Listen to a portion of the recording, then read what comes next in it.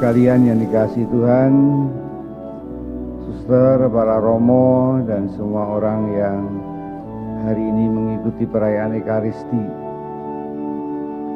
Marilah kita merenungkan Injil hari ini, suatu peringatan bagi kita semua, bagaimana kita semua mengabdi Tuhan. Bagi orang beriman, seluruh hidup kita adalah pengabdian kepada Allah sendiri. Namun dalam hidup manusia ada paling tidak 3 jenis perbuatan. Perbuatan yang pertama adalah perbuatan yang kita kerjakan untuk kesenangan pribadi. Itu namanya hobi. Hobi adalah perbuatan yang kita lakukan untuk kesenangan. Tanpa disuruh, tanpa dipaksa, kita melakukan dengan sukacita. Hobi olahraga, hobi musik, hobi menanam, hobi memelihara, dan seterusnya. Itulah kesenangan yang membuat kita semua menjadi bahagia. Namun tidak semua perbuatan kita lakukan karena hobi. Ya. Jangan sampai ada orang yang punya hobi berdoa. Kalau punya hobi berdoa, maka sesungguhnya hanya menyenangkan diri sendiri, bukan berdoa. Sama dengan main pingpong, hobiku. Jangan-jangan ada orang juga yang hobinya ke gereja. Ya, hobinya membagi sembako. Ya, perbuatannya menyenangkan dirinya sendiri, orang lain dijadikan objek. Nah, ini sebetulnya sesuatu yang tidak pada tempatnya. Yang kedua adalah sebagian besar orang mencari keuntungan. Ya. Untungnya apa, hasilnya apa. Dan sebagian besar orang mencari upah, mencari keuntungan dari perbuatannya. Untungnya apa ke gereja? Nah, ini orang ini sudah menganggap bahwa ke gereja seperti berdagang. Untungnya apa berdoa? Untungnya apa jadi orang Katolik? Ya, itu sah-sah saja, itu sangat manusiawi. Dan kalau kita lihat memang setiap orang sejujurnya punya pamrih dalam perbuatannya. Ketika muda banyak orang-orang berbuat sesuatu demi perhatian. Rambutnya dicat, celananya yang bagus dirobek-robek. Ya. Dan semua anak-anak muda itu senang kalau diperhatikan. Tapi kalau ada orang tua yang masih berbuat seperti anak muda mencari perhatian, nah ini sudah tidak pada tempatnya. Apalagi kalau kita bekerja atau kita bertindak dalam hal rohani, kita berdoa, kita berpuasa untuk mencari perhatian. Ini orang-orang yang sebetulnya masih infantil, yaitu masa mudanya belum tertebus. Ya, orang mencari perhatian terhadap sesamanya, juga dalam hal yang rohani. Hal yang rohani kita lakukan untuk Tuhan, ya, bukan untuk kita, untuk mencari perhatian. Jadi orang senang dengan macam-macam simbol-simbol supaya dia dikenal sebagai orang yang suci. Ya. Pakai kalung salib gede-gede misalnya. atau kemana-mana pakai rosario di kalungnya, walaupun nggak pernah dipakai doa. Nah itu orang-orang yang sesungguhnya kekanak-kanakan mencari perhatian. Nah, itu orang-orang Farisi melakukan itu. Ketika kita mulai dewasa, kita tidak lagi mencari perhatian, tapi mencari pengakuan. Kita minta diakui sebagai orang yang berkuasa, sebagai orang yang diberi wewenang. Ya. Mengapa dia tidak minta izin saya? Seharusnya kan prosedurnya dia harus izin dulu. Ya, minta dihargai. Ya, banyak sekali contoh di mana orang mencari pengakuan diri. Umumnya orang-orang dewasa ingin diakui sebagai orang yang pandai, orang yang berwibawa, orang yang berwenang, orang yang berkuasa. Ya, saya ini adalah suaminya, saya ini adalah kepala keluarganya, saya ini adalah, dan seterusnya. Dan banyak orang kalau tidak diakui lantas menjadi marah, tersinggung, tidak mau ke gereja dan seterusnya. Ya, saya tidak dihargai. Ya. Kenapa dia tidak berterima kasih? Ya. Kenapa dia tidak membalas budiku? Aku sudah banyak berkorban untuknya. Ini sikap-sikap yang menurut saya menarik.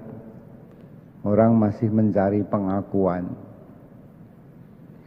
Ketika orang itu mulai berangkat tua, dia tidak mencari perhatian, tidak mencari pengakuan, tetapi mulai mencari arti hidup. Ya, setelah mulai umur 60 tahun misalnya, apa arti hidup saya ini selama ini? Ya, banyak orang tua kesepian, merana, hampa karena kehilangan arti. Anak-anak tidak tahu berterima kasih, tidak menghargai jasa-jasaku yang aku lakukan selama ini. Ya. Sehingga dia makin tua makin hampa, kesepian, kehilangan arti hidupnya. Nah ini semua upah, ya, keuntungan perhatian, pengakuan dan arti. Tetapi banyak sekali perbuatan-perbuatan yang boleh dikatakan terpaksa. Orang yang terpaksa itu tidak mendapatkan keuntungan. Terpaksa kerja bakti. Namanya aja kerja bakti, kerja karena berbakti, tidak dapat upah. Ya, maka Injil hari ini mengatakan bahwa Bapamu yang tersembunyi itu yang akan memberi upah. Paulus mengatakan bahwa apakah upahku sebagai pemberita Injil? Upahku itu tanpa upah. Memberitakan Injil itu adalah upahnya. Nah inilah suatu perbuatan yang sesungguhnya kita lakukan bukan karena kita senang, bukan karena keuntungan, tetapi karena kehendak Tuhan. Betapa Yesus memberi contoh kita, berdoa jadilah kehendakmu. Betapa Bunda Maria memberi contoh pada kita, ya, terjadilah padaku menurut perkataanmu. Dan betapa berat Yesus melakukan kehendak Tuhan. Di Taman Getsemani dia menangis, ya, sampai bercucuran air mata dan darah. Biarlah piala ini berlalu daripadaku, tapi bukan kehendakku, tapi kehendak-Mu lah. Apakah Yesus senang melakukan jalan salib dan meninggal di Golgota? Tidak. Terpaksa. Maka menurut saya kata terpaksa ini baik. Berarti pengorbanan. Berarti kita sungguh-sungguh melakukan kehendak Tuhan ketika Anda merasa terpaksa. Maka hitunglah perbuatan-perbuatanmu yang terpaksa. Berarti Anda sungguh melakukan kehendak Tuhan. Ketika doa malam kita berdoa, hari ini apa yang saya lakukan, bukan saja yang baik dan yang buruk. Ya, meskipun Tuhan juga menghendaki biasanya yang baik itu baik untuk orang lain. Sehingga Tuhan mengatakan hendaknya kamu melakukan perbuatanmu yang baik supaya orang melihatnya. Ya, dan memuji Tuhan. Jadi banyak kita merenung, merefleksi diri apa yang baik. Tapi yang baik itu dirasakan oleh orang lain, bukan kita rasakan. Kadang-kadang saya anggap apa yang saya anggap baik belum tentu dirasakan baik gitu. Kalau sekarang saya memberikan renungan, yang saya berikan pasti yang saya anggap baik. Tapi apakah saudara sekalian merasakan dan mengambil hikmahnya sungguh-sungguh ada yang baik? Biasa setelah khotbah kemudian kadang-kadang saya tanya umat, tadi kamu menangkap apa? Tadi Romo lucu. Ya, bukan itu yang saya maksudkan. Tapi apa yang saya katakan biasanya juga saya anggap baik, tetapi orang lain belum tentu anggap baik gitu. Tapi marilah kita melakukan kehendak Tuhan. Dan kehendak Tuhan adalah pengorbanan. Sepanjang hari ini apa yang kita lakukan karena terpaksa. Saya mengorbankan hobi saya mungkin mengorbankan keuntungan saya. Ya, saya enggak untung. Tapi saya lakukan karena ketaatan saya kepada Tuhan. Kesetiaan kita. Dan itulah yang kita lihat di dalam diri Elia. Mengapa Elia itu sakti? Karena dia melakukan kehendak Tuhan. Dia bisa membelah sungai Yordan, dia bisa berdoa dan hujan tidak turun. Dia bisa membuat mukjizat untuk janda Sarfat, dia bisa mendatangkan api untuk persembahan ketika melawan nabi-nabi Baal. Dan kita bertanya, hebat banget ya si Elia itu, sampai Romo Yohanes bikin ordo Santa Elia.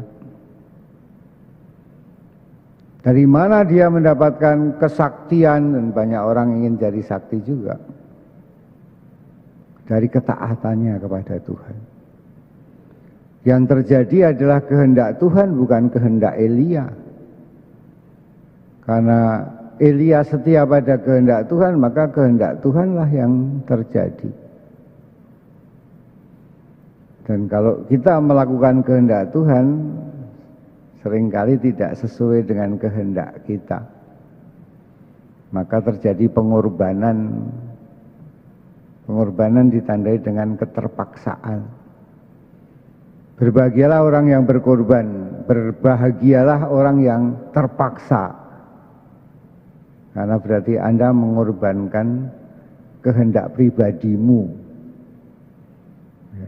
Pengorbanan tidak dilakukan dengan sukacita, tapi seringkali dengan tetesan air mata. Karena itu Bapamu yang melihat yang tersembunyi akan memberikan upah. Ya. Karena kita orang-orang yang berbakti, karena kita orang-orang yang melakukan apa yang dikehendaki Tuhan.